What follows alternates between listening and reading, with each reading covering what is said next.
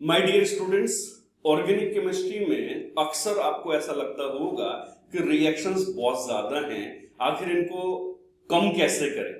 ये तो मैं नहीं बोल सकता कि याद कैसे करें, क्योंकि देखिए रिएक्शंस को तो समझना ही होता है, याद करने से काम नहीं चलेगा और हमें काम चलाना भी नहीं है। सबसे मेन सवाल ये रहता है कि काश ये रिएक्शंस कम होती तो शायद हम कर लेते।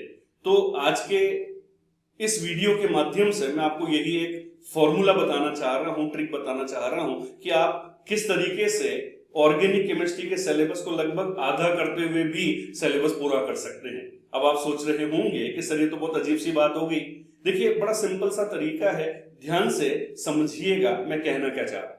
देखिए एनसीईआरटी के हिसाब से आप और हम पढ़ाई करते हैं, हम आपको चीजें पढ़ाते समझाते हैं, लेकिन अगर अपन थोड़ा सा स्मार्टेस्ट तरीका लगाएं तो आप देखिए एनसीईआरटी के हिसाब से जब पढ़ाया जाता है तो हर चैप्टर के अंदर आपको प्रिपरेशन मेथड्स भी पढ़ाए जाते हैं और उसके केमिकल रिएक्शंस भी पढ़ाए जाते हैं। सोचिए, चाहे आप हाइड्रोकार्बन के एल्केन एल्कीन एल्काइन ले लीजिए, चाहे आप फंक्शनल ग्रुप के अंदर हेलोजन ऑक्सीजन नाइट्रोजन ले लीजिए, हर चैप्टर के अंदर यही ढर्रा है जिसको आप और हम मिलकर के फॉलो करते रहते हैं। अब आप थोड़ा सा एक एग्जांपल लेकर के सोचिएगा, मैं अल्टीमेटली वहीं से आपको एक मैसेज यहां पर देने वाला हूं। जैसे मान लीजिए आपने इथीन लिया और इथीन के अंदर आपने HCl मिला दिया, तो क्या बनेगा? Ethyl chloride.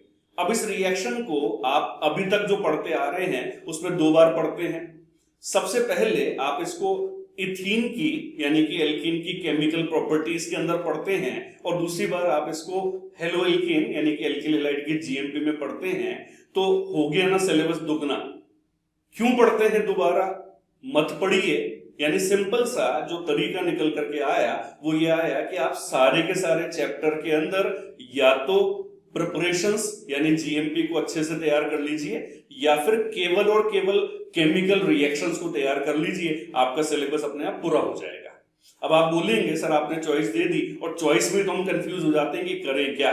तो बच्चों अगर मेरी एडवाइस मानना चाहें तो आप हर चैप्टर के अंदर मेनली केमिकल रिएक्शंस पे ध्यान दीजिएगा, क्योंकि केमिकल रिएक्शंस के अंदर बहुत सिस्टमेटिक तरीके से रिएक्शंस आपके सामने आती हैं और उसके अंदर सारा सिलेबस अपने आप कवर हो जाता है। लेकिन ये ध्यान रखिएगा, केमिकल रिएक्शन हर चैप्टर की सारी तैयार करनी है, चाहे वो कैरेक्टरिस्टिक हो चाहे वो अदर हो, कोई भी रिएक्शन मिस नहीं होना चाहिए।